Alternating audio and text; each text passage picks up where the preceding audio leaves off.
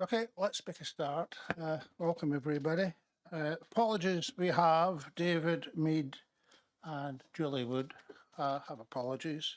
Any declarations of disclosable or pecuniary or other pecuniary interests? No. Confirmation of the minutes of the last meeting of the 17th of March, which I think Jeremy chaired so ably.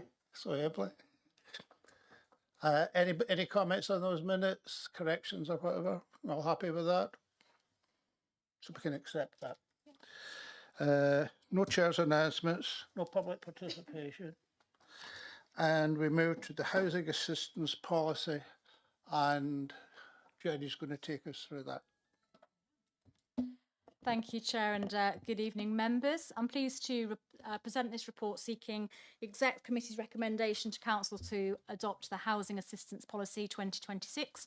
I'm going to offer a brief overview to introduce the report, but I am joined by Laura, Kate and Jen at the back in case there are any technical questions for members, and wish to note my thanks for them in producing this brilliant piece of work. So the policy before you sets how we're going to use the Disabled Facilities Grants, DFGs, funded through the Better Care Fund, together with other housing assistance funding to support residents with adaptations in their homes, repairs and improvements that enable them to remain safe and independent in their own homes. And the primary reason for bringing this updated policy now is the introduction of the Worcestershire Home Adaptation Service, which started in April this year. And as members will be aware, this shared service now operates across all 6 Worcestershire District Councils, and it's therefore important that we have a consistent and up-to-date policy framework to work across the county collaboratively. The revised policy brings together a more streamlined approach, improves consistency for residents and partner organisations, and updates language where required. And members will recall, included in this report, we recently considered an exceptional disabled facilities grant case here at Executive Committee, where the costs exceeded the normal discretionary limits. And this revised policy, you will see now, provides greater clarity around how exceptional cases can be considered by senior officers, where there is the most reasonable and practical way to meet the strategic housing objectives and support those residents' needs. There are no additional financial implications arising from the adoption of the policy, and updating it will help ensure we continue to meet our statutory responsibilities whilst providing an efficient and effective service for our residents, and also supports our wider priorities around health, wellbeing, independent living, and helping residents remain in sustainable accommodation for longer, and hopefully reducing the need for more intensive interventions. So therefore, I recommend the report and ask Exec Committee to recommend to move forward to full council next week for adoption. Thank you. Anybody want to comment, make observations on that? Natalie? Make a habit of going first, I think, don't I? But yeah, thanks for bringing this policy through to the meeting. I do know that a lot of officer resource has gone into it over a long period of time. And I also know that national policy and funding levels haven't kept pace with the needs of our residents. So taking control at a local level where we can is absolutely the right thing to do, particularly as we lurch towards unitarisation, if that's even a word. I might have made it up.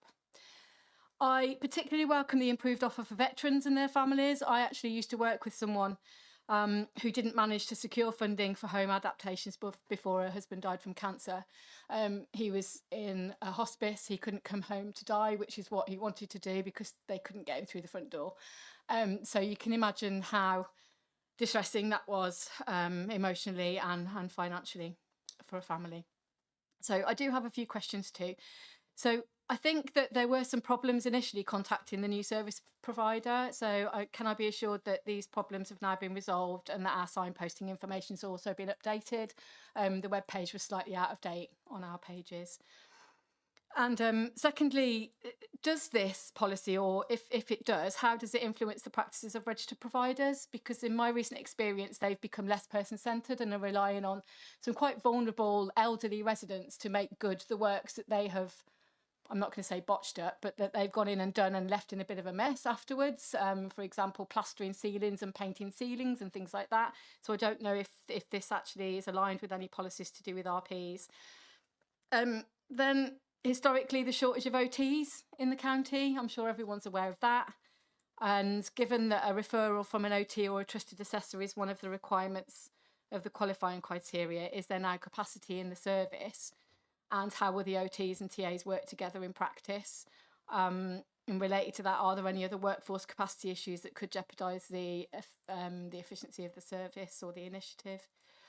I think that'll do for now. I'll see what answers come back as a result of those. Thank you. Thanks, Chair. Just to convey my thanks to Councillor McVeigh for positive feedback, and I think she highlights an important issue around veterans and making sure we get that right. I'm going to refer to officers to answer what are more technical questions, if that's the case, just to make sure we get the most up-to-date information. Yeah, so on the first question around contacting the new shared service, the details have been updated and we've not had any reports from any customers, residents that are having difficulty accessing the service. So I believe that's been resolved. I'm going to pick up on the third question around shortage of OTs, and Kate will pick up on the issue around RPs, if that's okay. So we do work in partnership with OTs, and we do monitor waiting lists and the waiting time that it is taking for referrals to get through. We've also got a task and finish group set up as part of the new service that is looking at how we can work better with OTs and streamline the process, because what we need is their clinical knowledge, and then we need our technical officers and caseworkers to go in and focus on the person that needs the adaptations and where they're living, and design what they need. So there is work going. We would do work closely with OTs, and the service does currently have a OT within the service, within the home adaptation service. And yeah, so I think that I'm assured that we're working in partnership with OTs and trying to resolve any issues where it's in our control to do so. In terms of RP, Apologies. in terms of the new service, they are working with registered provider partners. If there are issues in terms of the quality of work that's been carried out by contractors or snagging issues, those can be reported directly to the HAS service.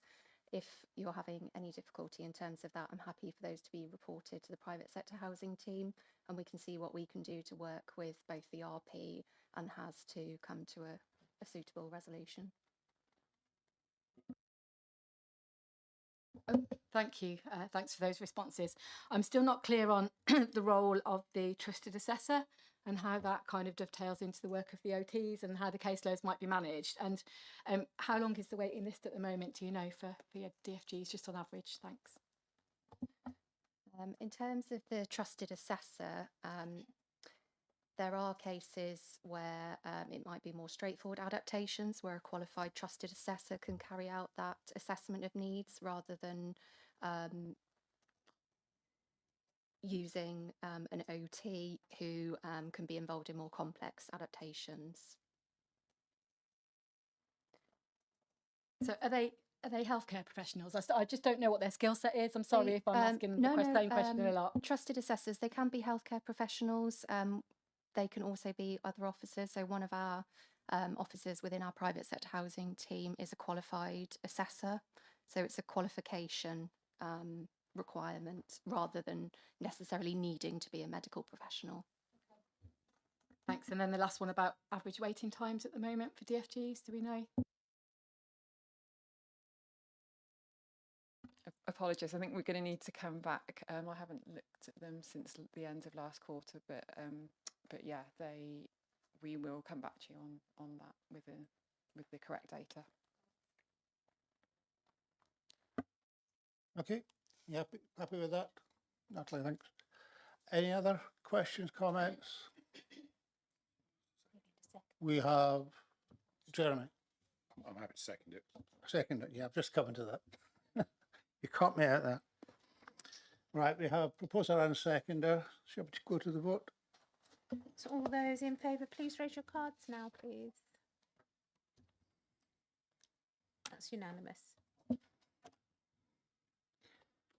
Okay, thank you. Moving on to the next item, that is Community Infrastructure Investment Plan 25 to 28. This one, John. Have I missed one? Oh, Housing Enforcement Policy, right.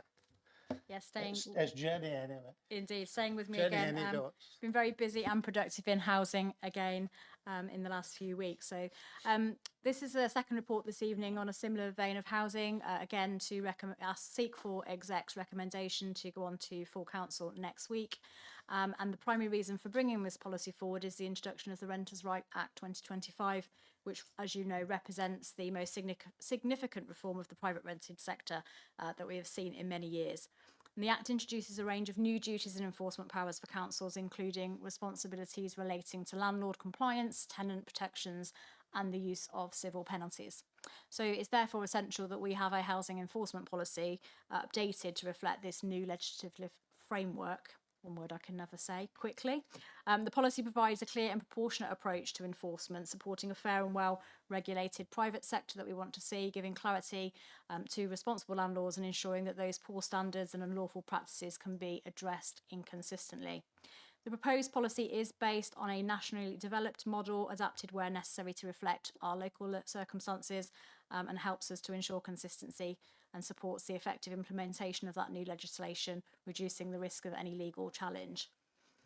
You'll see that the report also seeks to approval of the associated fees and charges related to housing enforcement activity. And whilst the government has provided some initial funding to us to support the implementation of the Renters' Right Act, that funding is limited and time bound. So it's quite important, therefore, that we have an up-to-date policy and charging framework in place to support the council to meet its new responsibilities moving forward. And members may note that these fees and charges are being brought forward outside the usual budget setting process for the authority, but this is because the legislation is already being implemented and officers do need the ability to use those new enforcement powers and associated charges without further delay. Finally, members will see a recommendation to delegate authority to the Director of Communities and Houses, Jen, in consultation with myself to make minor amendments as the policy as further government and guidance and changes come forward.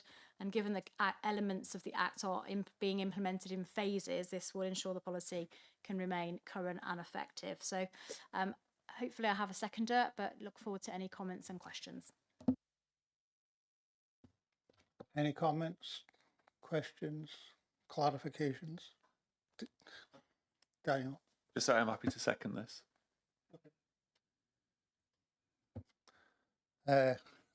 Mark?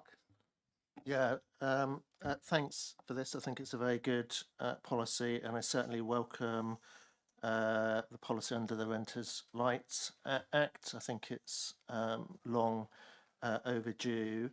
I don't really have any kind of material questions. I suppose these are questions around, I suppose, capacity and an assessment of kind of workload. I'm assuming we have adequate capacity at the moment. And do we have any indication based on any kind of preliminary assessments within Malvern Hills District as to the kind of number of cases or the caseload that we could expect?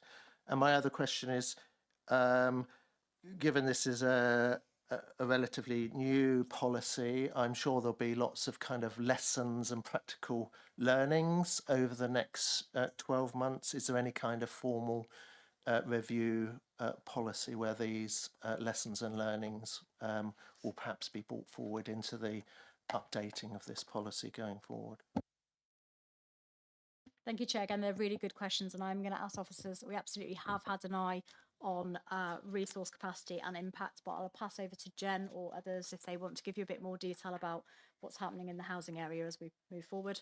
Yeah, thank you. Thank you. And I'm happy to pick this one up. Colleagues may want to chip in as well. So the honest answer is we don't yet know what the impact is likely to be, what the volume of queries are likely to be. So we've taken a pragmatic approach to this. So we have expanded our team with one additional property standards officer and one additional technical officer, and they are shared between Malvern Hills and Wychavon. So that expands the capacity within the team. But we are then reviewing and monitoring in order to review the amount of demand that we get. So we've agreed that over the next 6 months, or 6 months from the commencement of the Renters' Rights Act, we will review the workload that has come in order to assess whether or not we need to be making a case through the budget process for any additional capacity. We have received some new burdens funding from government. It will not cover additional capacity. It is very small, and so we are using that for activities such as training, technical equipment, and so on, to help equip us to do the job. I think the other thing to emphasise is that new burdens funding is only for 2 years, and after that the government's expectation is that we will generate an income from enforcement, and that's even more important. That's why it's even more important to have an up-to-date policy in place. To come on to your second question, we'll be reviewing the policy on an annual basis, obviously more frequently if there are major changes nationally, but it will be subject to review on an annual basis. I don't know if Kate or Laura want to add anything. Can I just thank you for that clarification? I suppose my other question was around, given this is a fairly new policy, lots of renters are perhaps kind of unaware of this as a policy. Will we be working closely, for example, with the Citizens Advice Bureau? I'm assuming there's a kind of educational piece, awareness raising piece that will have to be linked to ensuring that people know about this too. Yep, we're working with colleagues in the communication team to update our communication strategy and make sure that part of that is raising awareness and working with partners. If there are tenants who contact us where it might be that we don't have responsibility or enforcement powers to deal with a particular issue, we would always signpost people to organisations such as CAB, information from Shelter, etc., to make sure they receive the appropriate advice. Thank you. Okay, Natalie, thank you. Yeah, thanks. Just picking up on what Mark said, I completely agree. I think that proactive enforcement is essential to protect the most vulnerable people who might not know their rights or feel unable to complain or not sure how to do that. So we do need to be proactive about getting these messages out there about tenants' rights, and rather than waiting for the complaints to come in. So I'm glad to hear that there's a plan in place for that. So I don't remember seeing tackling damp and mould specifically referenced, although I might have missed it because there was a lot to get through in the papers. But is this something that is tackled in this policy too, please? Thanks. I'm happy to take that one. Yeah, so it doesn't specifically mention damp and mould as such, but damp and mould is one of the hazards under the Housing Act, and we have powers and duties in that respect to take action against landlords in order to resolve damp and mould hazards. Okay, because there was the law that was brought in last year, wasn't there? Webb's law, the little boy that died from lung problems because of damp and mould. So I was just a bit surprised not to see it specifically referenced. But I just picking up also on Jen's point that I think the report says that it's the government's modest new burdens funding. It notes that it ends in 2028 with an expectation that enforcement income will be self-sustaining through our fees and charges structure. So obviously we need to introduce those at the same time. But is there genuine confidence that this will realistically cover the full cost of the private sector housing team by that point? I mean, I know we're not going to technically be here, but are we enforcing or introducing a policy that is future fit and unitary authority fit? That's my second question. Thanks. I think, like Jen said, it's something that we need to keep under review, and the fact that we can have it back here for as long as we're still serving and other authorities taking it forward. I think, you know, we've done some financial modelling with regards to what that might look like, but it's a bit back to the point about, I guess, you know, we'll have to see how it goes. Jen might want to add. Yeah, I would just clarify that the new burdens funding isn't funding the private sector housing team as it is currently established, including those 2 new members of staff. That is on the establishment, and therefore we wouldn't require that enforcement income to pay for the current investment that we've got. It would be any additional investment. Kate, I don't know whether you want to clarify anything about AWAB's law. And I may get the technicality wrong here, but AWAB's law currently only applies to social housing. It currently doesn't apply to so it's a very specific law which is about the time in which a housing association has to respond to damp and mould. That doesn't mean we don't deal with damp and mould. It's through a different piece of legislation. So just to clarify why that's not referred to in there, it's still important, absolutely essential that we tackle it, but it's dealt with through different legislation, which is covered in the enforcement policy. Yes, thank you for clarifying. Sorry, apologies if I didn't make that clear previously. Okay, nothing else. We've go to the vote. So all those in favour, please raise your cards. That's unanimous. Right, Community Infrastructure Investment Plan Progress Update, PD 25 to 28. Jenny. Yep, staying with me, third and final report of the evening. Some of you may be relieved, and then I will pass over to someone else for a report. But our community section have also been very, very busy. So I'm delighted to present this progress update on the Community Infrastructure Investment Plan 25-28. And again, whilst I'm happy to give a quite brief overview, I'm joined by Mark Hammond at the RIA, who is knows everything about this legacy programme, and again wish to put on record my note of thanks to both Mark, Amanda and the wider team. And this has been a seismic piece of work, as you can probably see from the level of the detail in the report. So when this council adopted the Community Infrastructure Investment Plan, we made a commitment not simply to maintain community assets, but to invest in them. And this report demonstrates that that commitment translated into real projects, real facilities, and of course real benefits to residents across the whole of Malvern District. Following strong interest from communities, you'll see that 48 projects received conditional grant offers, and of those 45 agreements have now been signed and are progressing, one project being delivered through an alternative funding route, and only one has been withdrawn. And I think, you know, in terms of numbers, that's incredible. And the fact is that we made the commitment that if they weren't successful, that we would work with those projects to support them to make things happen. And it is a significant investment, as you'll see. I think what's particularly pleasing is this investment has been a catalyst unlocking significant match funding for our communities, charitable trusts and other partners. And though a relatively modest council investment, we are delivering projects at a scale that would not otherwise have been possible.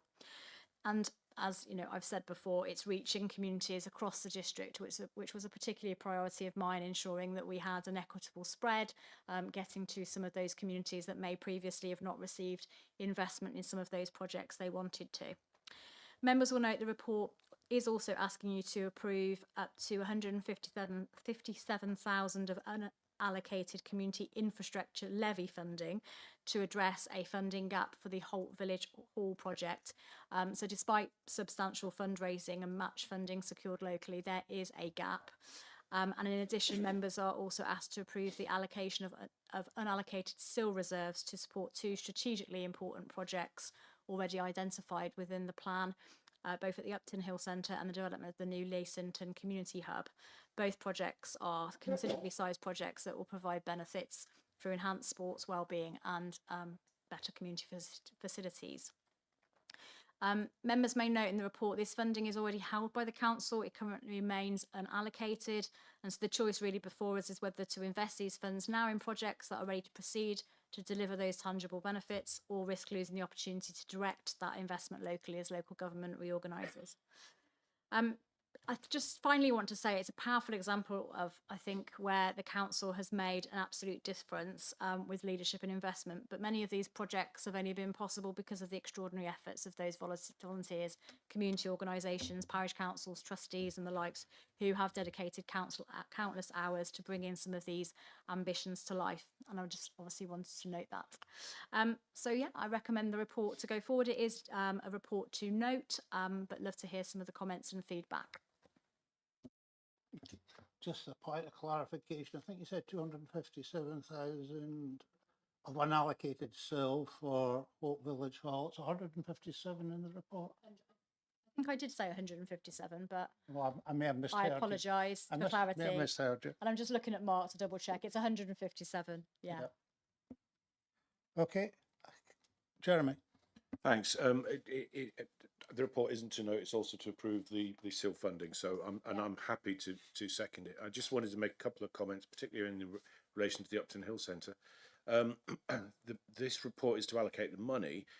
It's not to approve the plans. The plans are going through the planning application at the moment. And I know some people in Upton have raised concerns with some of the elements of the plans. The correct place for those people to raise those concerns is in the planning process and to put their comments into the planning process.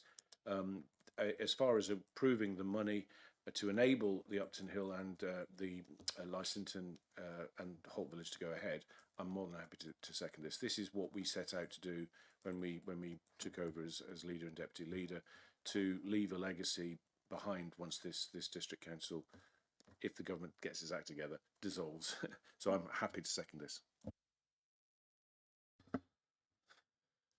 Daniel. It's probably just a point of order, actually. I should have noticed this at the beginning. Sport Martley's obviously on here. I'm a governor at Chantry School, which obviously partners with Sport Martley, so I just thought I'd make that point. Thank you. Yeah, just to say, I think it's the whole council, all of us as councillors approved the legacy funding, as Jeremy called it. So, and as a champion of asset-based community development and place-based health and wellness, I really do welcome the update, even though I know that things have been in the pipeline for quite a long time and the projects have been running. But I feel a bit excluded from some of the ones happening in my own ward, which is sad to say. So Malvern Vale, for example, I didn't really know anything about that until I read it in the paper, I think. And it's unfortunate that it's going to be closed during the summer holidays for obvious reasons, but I'm assuming there is no way to avoid that. But as Mark certainly knows, and other officers probably, I've pushed for the sports pitches at Malvern Vale to be available for general community use during the school holidays. So a question really, are we anticipating that these enhanced community centres will provide more opportunities for informal community use as well as the more traditional fetes and other things mentioned in the reports? And just a question about who's going to be operating or managing the Lion Bransford Centre. I'm not sure it says that. Maybe it hasn't been awarded. Maybe it's out to tender yet.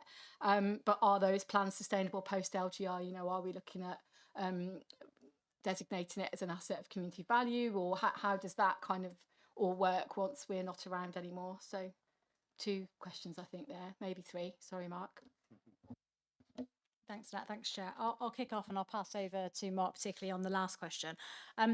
I'm sorry to hear that you don't feel like you've been involved. I think if I recall, last year, the PDP obviously had sight early doors of a lot of the projects that were coming through, and we did have a really good session as part of a PDP. Apologies if you weren't there, looking at what had been put forward for recommendations, and we tried to involve ward members as much as possible. I think one of my frustrations around is how we do that in terms of the membership for PDP is quite low, the attendance, and as portfolio holder, I am really keen, as I reiterated several times, to collaborate as much as possible with members about things going forward in their ward.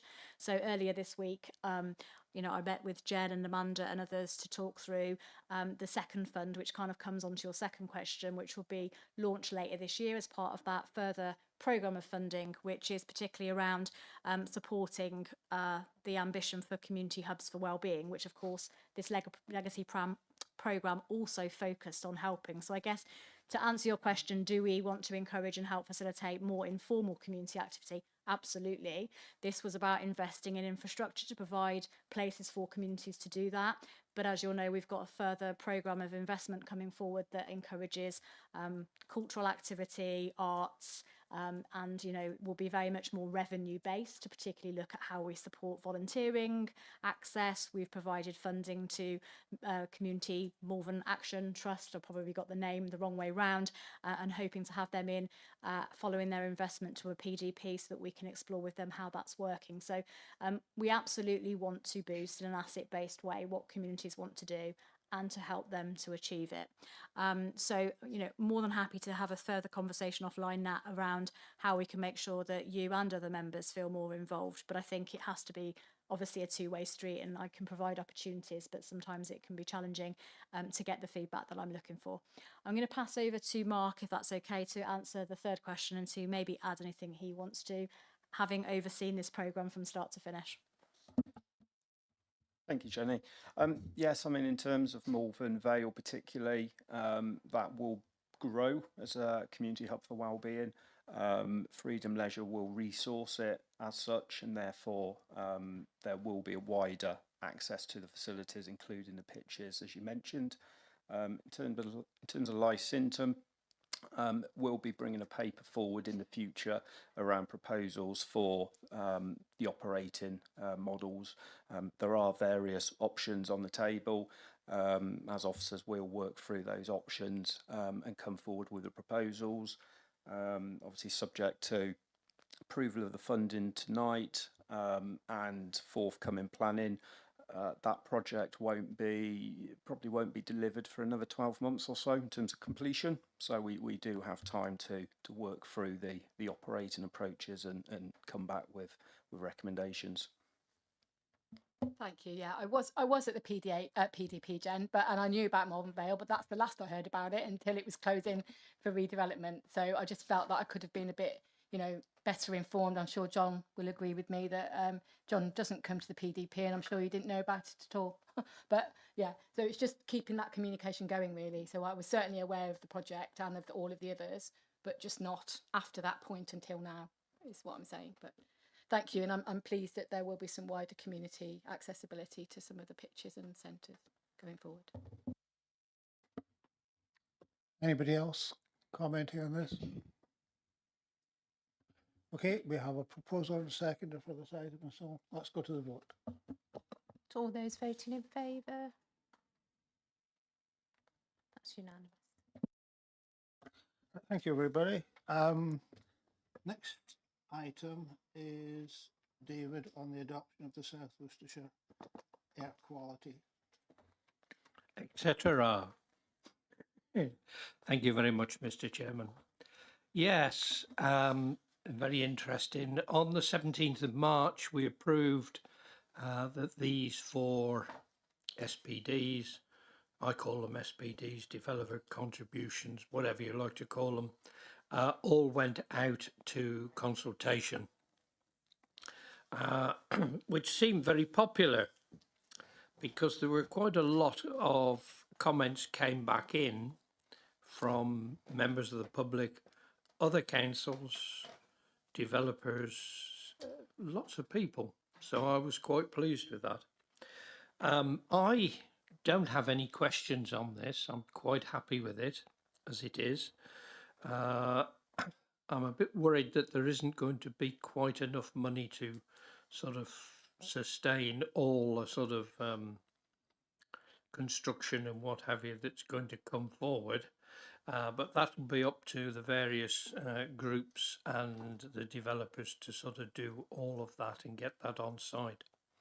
So I'm more than happy to support this, all four of them. And the ones that didn't come to us only went, I think, to Worcester City, if I remember right. I think there was 2 went to Worcester City only. So, yep, more than happy. And Ian is at the back, who's quite willing to help me out with questions, I hope. Thank you, David. As I understand it, 3 of the documents are SPDs and one is a guidance document, I think, reading the report. I suppose my question is in relation to that. So the Sustainable Building and Constructive Guidance was initially proposed as an SPD, but I couldn't quite understand why it is a guidance. I couldn't quite read between the lines as to why that is, particularly given guidance is of more limited weight than an SPD. And as I understand it, in 2018, it was an SPD under the previous SWDPR. So, yeah, just some clarification. I'm just particularly concerned about this one, as you know, this is the heart of our Destination Zero strategy. In fact, one of the key actions under, or the first action under sustainable homes and buildings, is the development of an SPD. I think this is slightly different from the design code.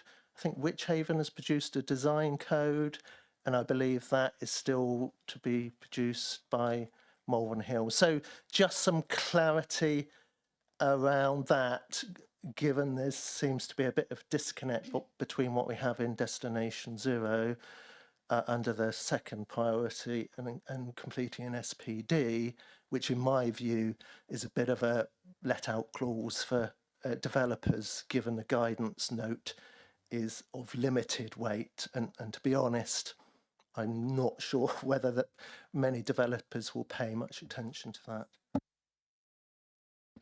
Thank you very much. It was interesting. I have heard obviously quite a lot about this being taken out as an SPD and what have you, but I'll pass you over to Ian, who has all the information at his fingertips. Thank you, Councillor. So just to assure you, obviously the main policies are in the South Worcestershire Development Plan review. So but those are obviously now adopted, they're in effect, so developers need to comply with them. So this isn't seeking to water down those policies at all. But what we decided was, looking at the document which has been produced, is that it actually just gives guidance in terms of how to interpret those policies practically, whether that's, for example, using code for sustainable buildings, construction, etc. So it's a really helpful document for developers, residents to use in terms of how they apply the policies in the plan. But what it doesn't do in terms of SPD is provide additional planning policy in its own right and how those are developed. So I think the key point is, you know, the plan itself has provided a statutory basis in terms of sustainable construction. We've got strong policies within the plan to that effect. What this note does is help developers interpret how you could actually apply that in practice. Okay, thanks, Ian. And is the design code, is that still in train as part of this process? I know Witchhaven, I think, has developed their own design code, is that right? That's correct. Witchhaven is taking for its own design code for adoption, and that will go this month. But yeah, the intention is to prepare another design code for Malvern. There's no reason why Malvern can't have its own design code in place. The codes are slightly different because there's provision for those within the NPPF. So they're called design codes for a purpose, and they don't necessarily, they still have the same weight as SPD effectively in how we interpret them. Thank you. Natalie? Yeah, I agree with David. It was really interesting to read the consultation responses, actually, and I know that Pershore Town Council thought that perhaps we weren't being as forceful as we might have been. I think there's the word can in some of the paragraphs, when in my view it should say should, for example, but I know that's just semantics. But I'm going to make a probably quite, I don't know how you describe this, quite a naive point or a naive question. So this paper was written and published before yesterday's, we found out about yesterday's announcement of the government and in their view of our planning processes. So I would say it's overzealous, and I would say that it's a bit shocking. I'm sure you'd agree that it's shocking because we weren't expecting it. So can you, as portfolio holder David or Ian, can you assure us that this document will still carry weight? Is it completely in isolation of the things that they are going to take control of in future? That's a naive question on my part because I just don't know. Yeah, let's just leave it at that for now.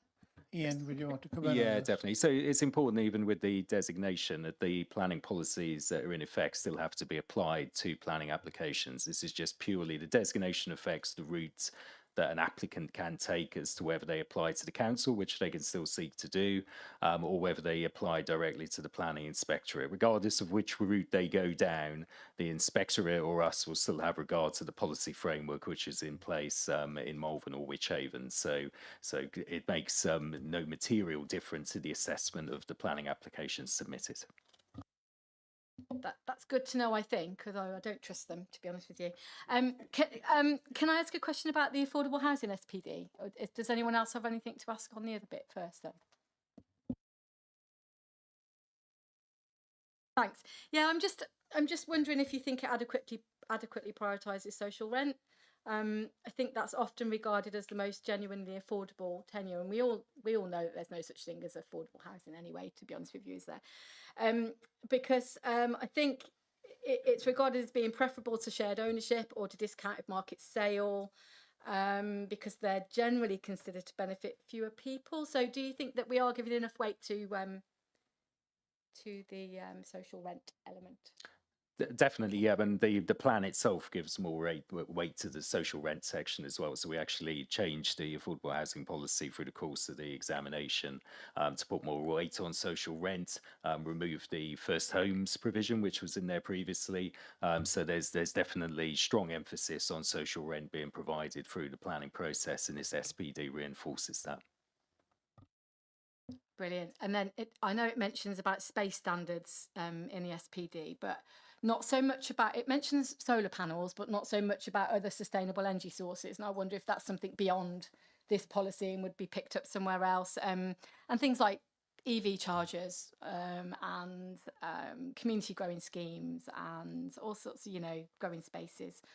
They're not really mentioned, but perhaps that's not the place for them. And again, I don't know, so that's why I'm asking. That's okay. I mean, so that's through building regs. So a lot of things like solar panels are picked up through building regs. So the sustainable guidance now actually references a lot of the guidance around how to comply with building regs, and but that's almost administered through a separate process. But the guidance now helps again with how people can comply with those requirements.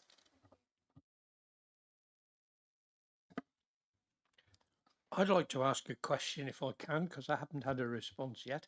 Back early this year, lots of various companies who were building houses were not providing affordable houses and kept saying, oh, they can't afford it, they can't do it, this, that and the other, and what have you. And both Councillor Clark and myself had a meeting with outside consultants to try and see how we could make sure that these developers were providing affordable housing as such that they're supposed to. We haven't had a response back. I assume we're going to get one fairly soon. We were promised one within a month, but we're now nearly 4 months down the line and still haven't had one. The report, as I understand, has been commissioned. I mean, it's in its final stages, so we will be very shortly, Councillor Harrison. As soon as we've got it, we'll share it with you. Thank you. So, David, you're proposing this recommendation to go to council? Propose these to go to council, or recommend these to go to council, as they are, all four. Okay, and seconder, Jeremy, thank you. All those in favour, please raise your cards now, please. That's unanimous. Right, it's getting darker and darker here.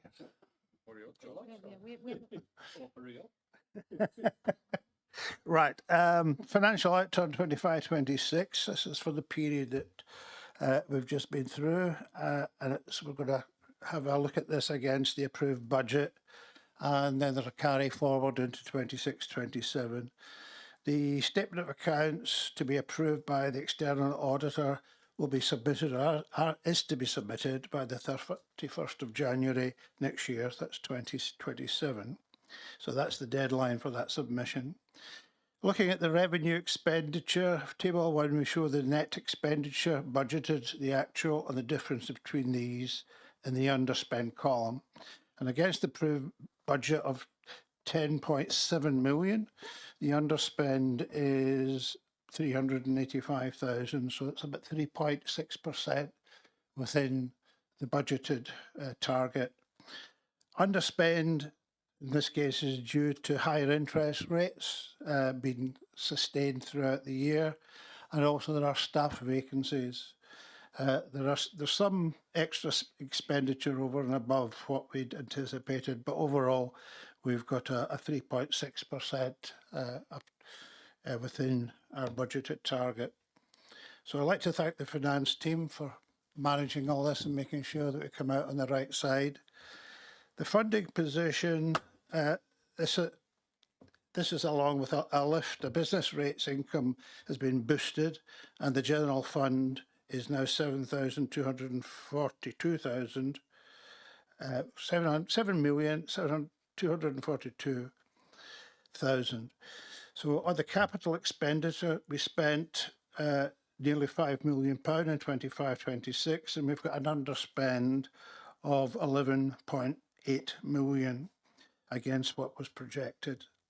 So you can see in table 3, it itemises the slippage elements giving rise to the underspend, which there's a large carry forward into 26-27. The capital reserves of 21.8 million are sufficient carry forward for future capital commitments. So we've got to cover those in the future, and that's the full intention.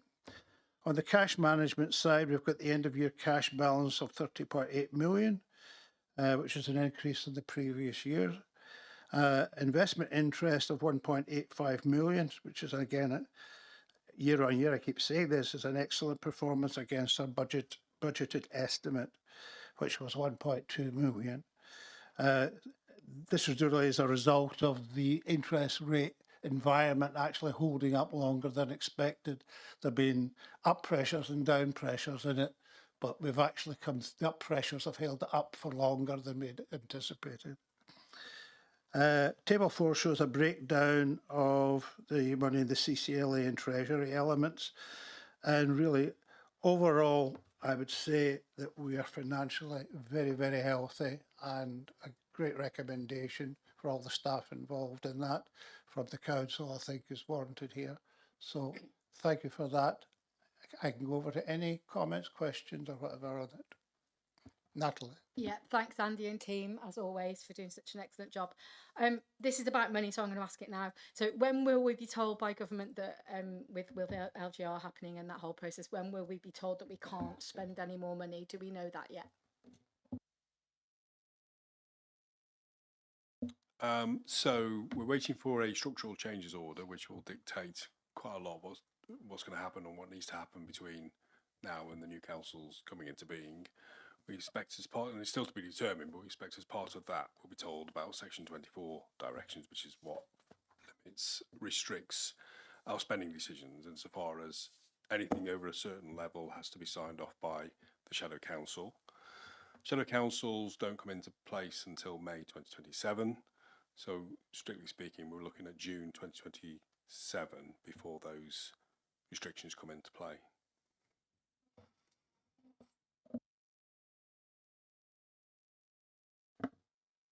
That's it. This is an item for noting, so you duly note that, and we'll move on to the next item, which is Hackney Carriage Table of Fares Review, a request for a variation, and that is David, is it? It's me. Jeremy. Yeah, so this is basically, it's probably been about 4 years or so since we did a review to taxi fares, and during that time, it's interesting, I was looking at the report and the petrol and diesel doesn't appear to be much higher. I think we had a higher rate 4 years ago. It dropped back and now it's gone back up again. But certainly over the last 4 years, the cost of living has increased quite dramatically for everyone. So this is a recommendation to enable us to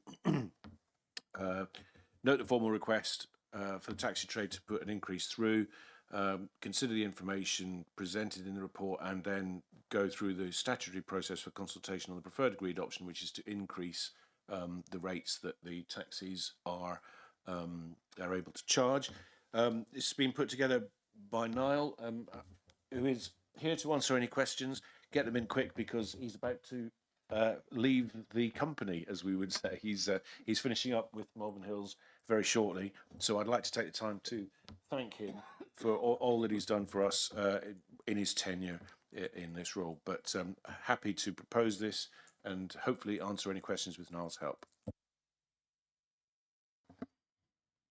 Have we anybody asking on this one? Yeah, it's a bit tangential, if that's the word.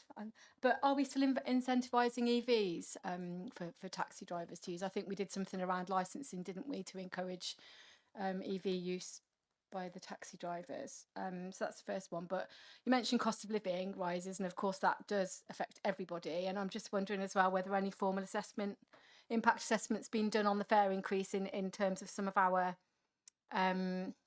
residents that really rely on taxis to get out and about, and whether there's a chance that by increasing the minimum charge that's going to reduce people's ability to use taxis as well. So I don't know whether impact assessments are done as part of this kind of exercise, but has one been done if it should have been? And the EV question. Thanks. I mean, just to answer the second part first, I totally understand the cost of living rises hits everybody, but what you were suggesting is you'd be asking the taxi operators to subsidise the people using the taxis. If this council thinks that we should be subsidising taxis, that's something this council should take a separate decision on, and not ask private sector people to subsidise the taxi drivers. Sorry, point of order. When did I suggest that that's what I wanted to happen? You said, have we looked at the cost of the assessment on the users? Yeah. So the impact of the price increase on the users. Yeah, that's not the same as what you just said. Well, I can't understand how you would say we can't put the prices up without saying the taxi drivers can't. It was a question about an impact assessment and have we done it, Jeremy? So the answer is a yes, no, really, isn't it? I didn't suggest what you're saying I did. Okay. Fine. So I'll carry on with that question first, if it's probably best. An impact assessment has been undertaken. Of course, those groups have been identified. You know, they will be affected by any rise, as will everybody else, but probably more negatively affected than people who are working, for example, and sort of unemployed. The difficulty we have is that out of that, there is a public consultation by way of a press notice. So anybody affected does have the opportunity to put forward their concerns, which can be considered by this council before the increase comes into effect. So what we're doing today is looking at the increase, seeing if it's suitable, set at a reasonable level, taking into account the point you've raised about affected passengers, and then going out to our public consultation, which is the statutory notice in the press, to see if anybody comments. Going back to the EV charging, it's not part of this report, but the council did make a declaration to try and support the increase in electric vehicles by offering fee-free license plates. That's still in place. That is continuing. And I'm not sure we've actually put in place a date that it will finish. It was going to be reviewed every 3 years, and it has been reviewed. There hasn't been a massive uptake, and I think that's basically just because of the cost of the vehicles that we're talking about. If people are looking to purchase purpose-built Hackney carriage vehicles, it's in the region of £80,000. So, you know, cost prohibitive, unfortunately. But certainly for any other vehicles, as they become available, we expect to see an increase in the uptake with licence holders. Can I ask a question about? I mean, there's hybrids, there's plug-in hybrids, there's hybrids with small batteries, and there's full battery vehicles. Is there any differentiation been drawn with regards to the licensing with any of those? At this stage, we're only offering an incentive or incentivising fully electric vehicles. So we haven't looked at hybrids and all of the other types, because some of them are actually, there's a bit of a red herring because they're not that sort of eco-friendly are they? So it's really just at this stage, it was just the electric vehicles to make it very straightforward. Those are the vehicles that we're encouraging. But yeah, it's like any policy, it will be reviewed and it will be looked at and updated to accommodate those types of vehicles. As technology improves and increases every year on year, and the vehicle manufacturers get their new technology in the vehicles which make them greener and cleaner, we'll adapt our policy accordingly. Okay. Thank you. Approve and then, sorry, Dean. Can I probably of any councillor had as much to do with Niall over the years in this room. Always I've been amazed at his outstanding professionalism, his knowledge. We had a training session last year and I must admit we got on his back because we said he wasn't half as good as Niall at training us. I'd like to second what Jeremy said and pass great thanks on to him before he does leave us. I think it's a great shame he is doing so, actually.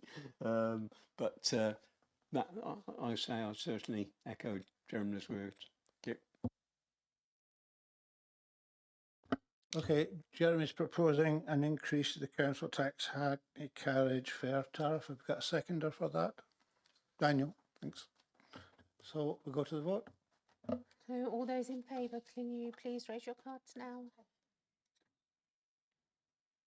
This is for consultation. Yeah, it's going Just to to be go out clear, to consultation. Chairman, there's three elements to this recommendation, including a consultation.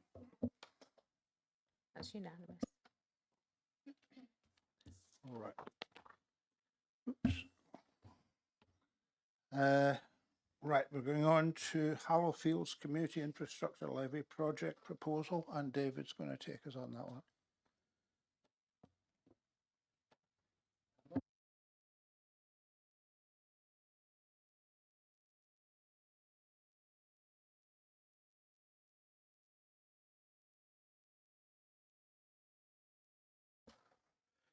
The best person really to take this forward would be Dean, because it's in his patch and what have you, and he has. Sorry? I'm just doing a hospital path behind you. It's fine, David. I can't see. I've only got one set of eyes, unfortunately. If I had two, I wouldn't be here. I'd be on the London Palladium and what have you. But yes, they are short of money, and this is to really bring forward the Community Infrastructure Levy Fund to help promote their building and project. And Dean will take you on.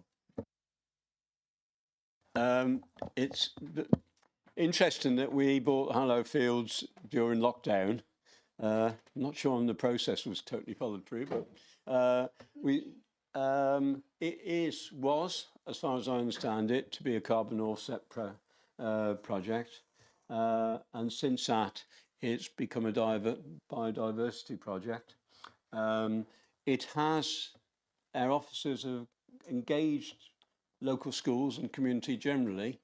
And as I understand it, this money is to enable that engagement to carry on and to help build that biodiversity. And that's, I think, about as much as I've got on it. Ian's nodding well, so I can't have said too much wrong. Yeah, I'm happy to second this. I mean, so the original purchase of the land was effectively on carbon offsetting, and to put a sort of a stake in the ground for the council to be able to do something with it. And there's been a lot being done in terms of improving the environment. The land has been very poor quality. It's on the floodplain, etc., etc. One of the things, though, is that this is effectively publicly owned land. It is effectively a nature reserve. And the public should have the ability to go in and look and use the nature reserve. My comment was we've never actually called it anything particularly, so we're starting to call it Harrowfields. And a lot of the money is to improving access and the safety for the public to go on and use the land. So if you see in 1.4, it's about signage to tell people what the land is there, that it's MHDC owned land, that it's available for them. It's to make better gates, it's to put in footbridges, to enable people to use that land more effectively. So I think this is a very good value for money to use some SIL money to create a very large nature reserve that's being maintained by the council in the short and medium term, and encouraging people to go in and use it. So I'm absolutely happy to second this. Yeah, just to add to that before we get too dark in here as well. Obviously, this piece of land is next to where I represent in Lower Broadheath, and it is, and close to where I work as well. It's a great piece of land. I think in terms of people's local knowledge of it, though, that's probably where it's been lacking a little bit. So I think some of this is around things like signage as well, and being able to make sure that people are aware of this land and what they can use it for. And I think that's a key part, having had the land now for quite a number of years, and obviously having, you know, made it more usable over that time and working with the RSPB as well. I think it's now kind of time to open it up a little bit more and allow public access to it, and have sort of more accessibility around it, because I think there's great opportunities with it. And actually talking about legacy and things that we can do as a council, I think this is a great kind of legacy for us as a district council in an area that's outside the centre of Malvern as well, which I think is also important. Thank you.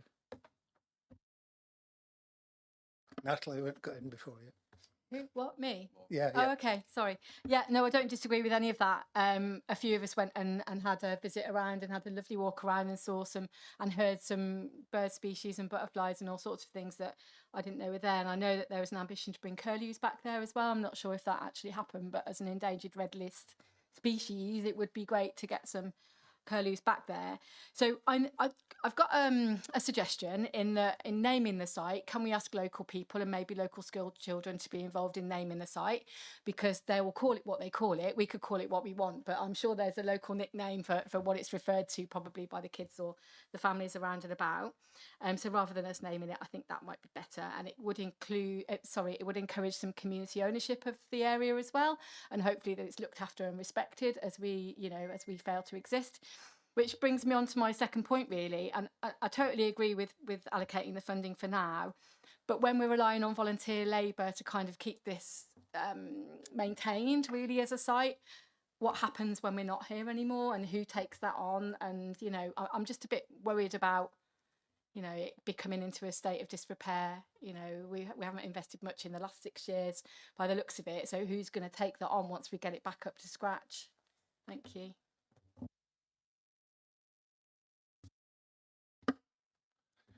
We got, sorry, hold on a minute. So the first thing is naming the site by local children and the residents in the area. I think that's an excellent idea. So can we actually incorporate that into going forward with this? Getting a couple of nods from the back, Chairman, so I think we can proceed on that basis. So we're happy to do that. Right. On the relying on volunteer and that ebbing away after a period of time, is there any, what's the fallback on that to maintain, sustain this? Ian, yeah. Hi, John, hiding at the back here. I think there's a couple of important things. One is, although this is the first time I think we've ever come for a formal budget for Hallow, I think we need to pay credit to Lorna and Al Pounder before that for all the work they were doing, begging, borrowing, but never stealing resources to get the site into the condition that it is now. So, you know, it'd be wrong to think that nothing's happened. Since we've acquired it, an awful lot of work has happened, and down to the volunteers and others. I think it's probably best to leave it to Lorna to think how we utilise the volunteers that we've currently got, and maybe they'll be re-energised by the fact that we're also offering investment to bring the site to another level around interpretation boards and other opportunities. So I think it's a real strength that we're now, you know, backing it with resources to take it on to another level. Mark, you wanted to come in? Yeah, thanks for that. Obviously very supportive of this. I suppose my question is, I know your team, Ian, were looking at various government funding, and I think you did, it was under countryside stewardship.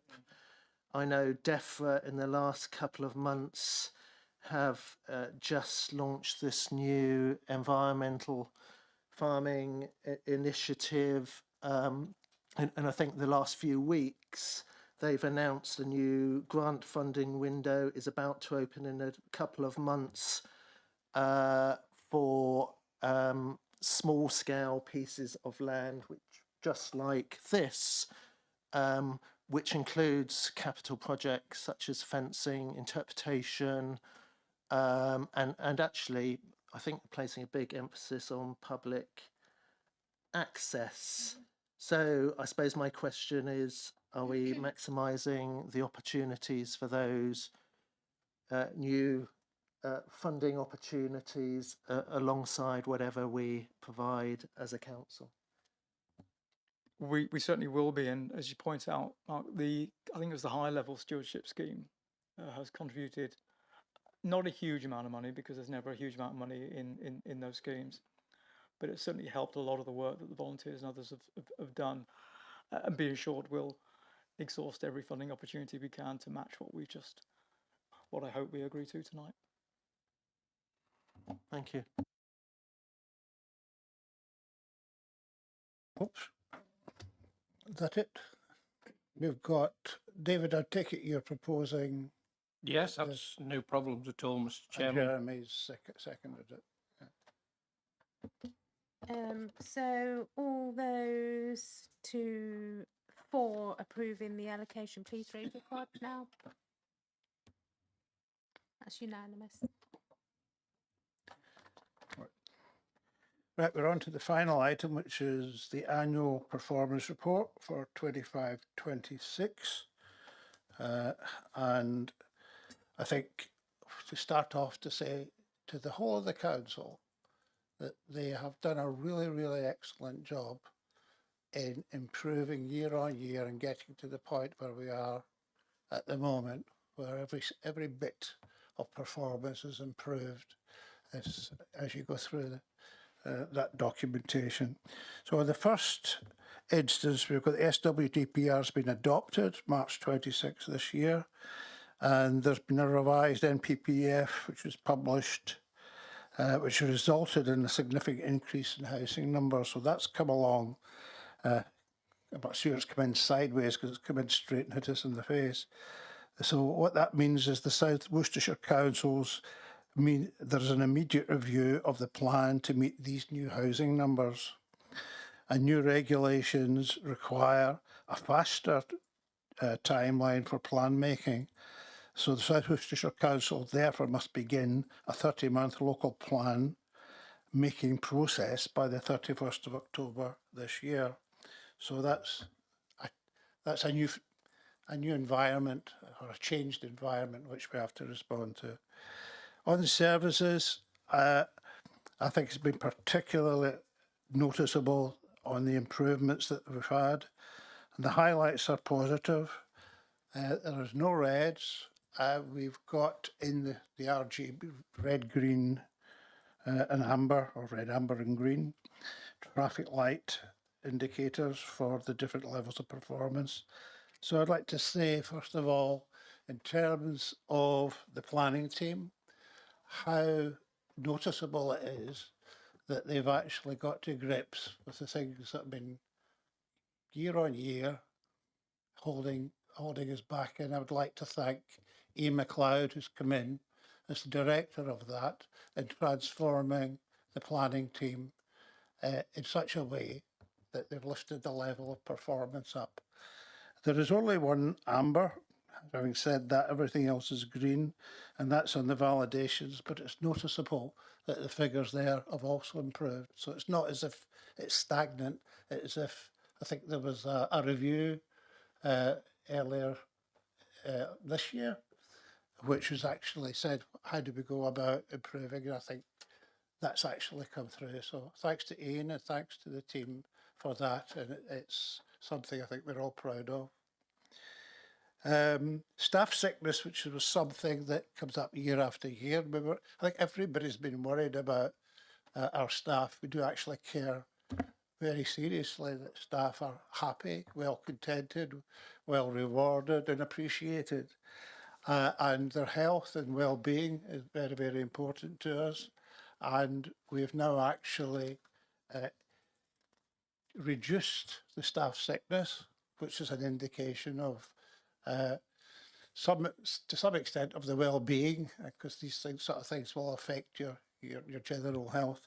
So that is a great result. So looking forward to going forward and keeping that level of performance up in the year ahead. I would say that the planning application times validation approved, as we said, and I suppose going forward into the next this year, we'll be looking for maybe to get that amber into green, so that it's actually green right across the board. That would be actually really good. I won't say much about the council plan because everything is on track there. It's all there for you to go through. But again, it's the performance of the whole council and every member of this council who are actually bought into delivering for residents, and the whole council gets the thanks of the administration for all their efforts on that. So I will open that up to comments, observations and otherwise. Firstly, just to double down on what you said about planning, I think just obviously from experience as a councillor, you can see things moving a lot quicker, and communications is probably better than it's ever been in terms of communication with planning officers as well. So I think that's been great, and I think just generally, from a committee point of view as well, I think we've been very strong in terms of planning authority. Just on the welfare of staff and the staff sickness element of things, just thinking about local government reorganisation, what are we doing in terms of staff who might be worried or uncertain about the future? Obviously, with things changing in the not too distant future, are there plans or are there actions being taken with regards to that at the moment? So we have regular staff briefings with all staff where LGR obviously is one of the topics that we talk about. We've got lots of information on our internal website. We call it Connect. So there's frequently asked questions around LGR in terms of, as far as we can answer those questions, in terms of increasingly what's going to happen to me during LGR. We also have an employee assistance scheme, and we have managers and HR that are there to chat things through with people. I think ahead of a decision is quite difficult. I think generally speaking, I can say this, that staff generally would be happier with a north-south solution rather than a single county-wide solution. And what we're keen to do when we talk to staff, and SMT colleagues are saying, we talk about local reorganisation is change, but for a lot of people it's an opportunity. Bigger organisations have more opportunities for promotion and working in areas that you prefer to work in. So we're increasingly saying, think of this as an opportunity, certainly for lots of members of staff. This will be a real opportunity, and get involved, volunteer and get involved in the process. It's a long and busy process between now and the 1st of April 2028, so get involved and take the opportunities when they come. We're not seeing lots of staff leave. Equally, we're not seeing lots of staff really worried about this at the moment. That might change as we get closer to 1st of April 28. But at the moment, I think we've got the balance about right. I don't know if any of my colleagues from SMT want to comment on this point, but I think we're in a good place, really, in terms of staff, talking to staff and keeping staff reassured and happy and informed, really. And we're honest at every step. That's the key, very important to us, is absolutely honest, and we share what we can when we can.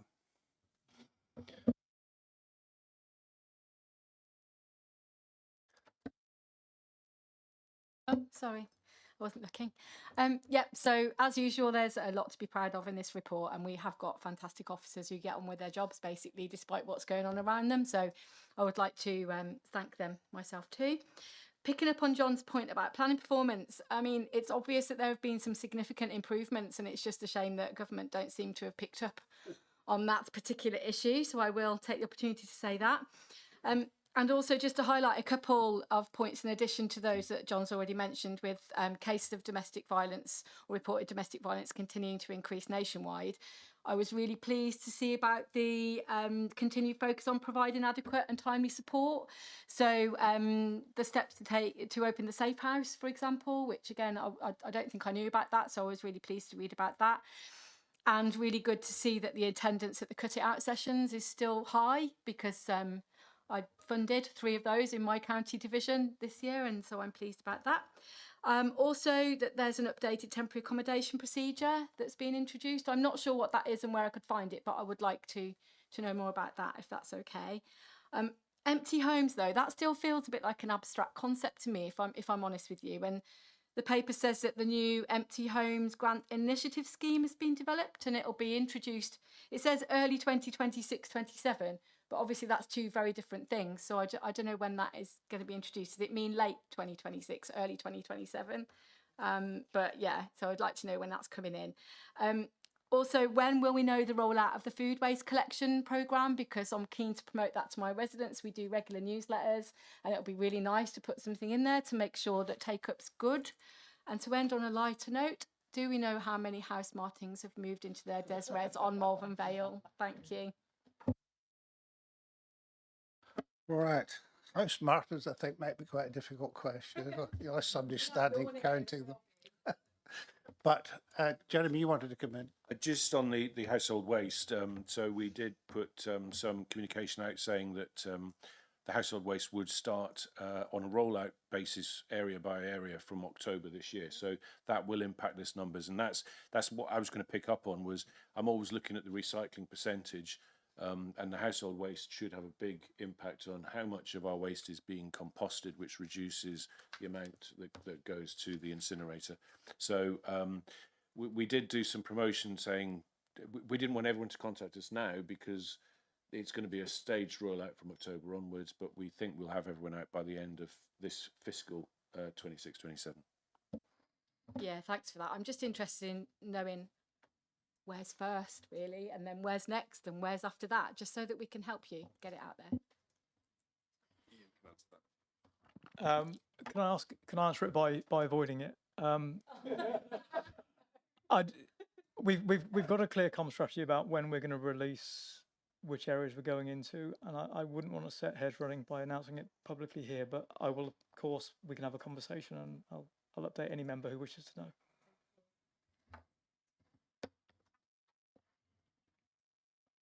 We get what are we going to do? Empty homes?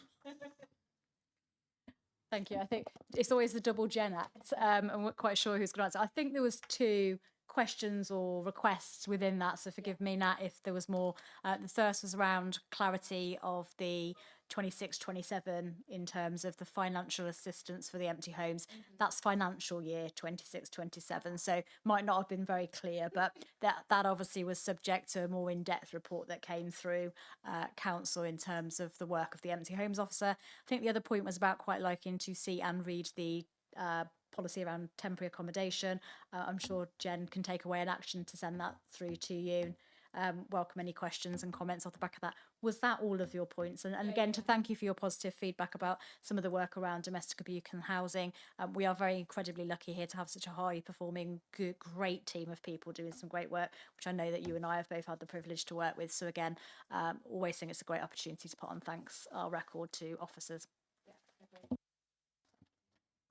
Yeah, thanks. I'm happy to just add to that. So just to confirm, we're expecting the grant incentive scheme to go live any day. So we do intend to share some comms around that, and we'll make sure that members receive that comms first so that you can share that within your communities as well.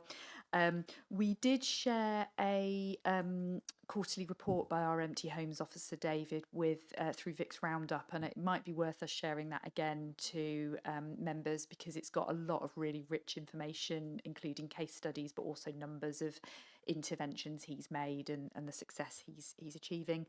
The last bit about temporary accommodation. just to say, I'm just rereading that we talked about updated procedures. So that's not a written down policy. So there's nothing to share with you, but I can clarify that what we mean by that is that we're trying to reduce the number of families with children going into B&B in the first place. So rather than just focusing on getting them out quickly, how do we make sure they're not in there in the first place? So part of that new procedure involves senior manager sign off of any B&B placement that involves children, and a regular review by a senior manager of their personalised housing plan, so that actually all avenues are being explored for that family. So we're sort of, it's strengthened procedures, if you like, rather than a new policy. I'm really pleased to hear that. Thank you, because it's been a concern of mine for quite a long time. I know Jen shares it, and I know Jen shares it too, around children and families in temporary accommodation. So that's really good to know. Thank you.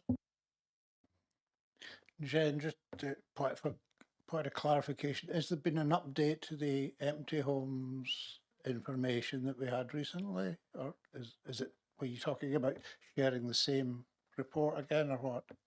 Yeah, so David's producing that report, our officers producing a report on a quarterly basis. So I can't quite remember which quarter you had, but we'll make sure that each quarter is shared with you as it comes out.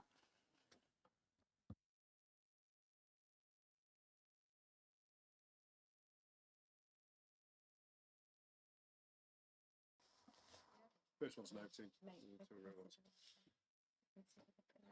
To note the report informing members of the council performance at the end of the year and the strategic issues and risks facing the council. What else is there? And to thank staff is one of them. Thank staff and consider the points raised in Section 4 of the report. Okay, I haven't got it here, but okay. The achievements, improvements and performance be noted. The strategic issues raised in section 4 be considered, and the executive committee thanks staff for the outcome of their efforts. So I shall propose that. We got seconder, Jeremy, and we vote on that. All those in favour? That's unanimous. Okay, and that concludes the executive today.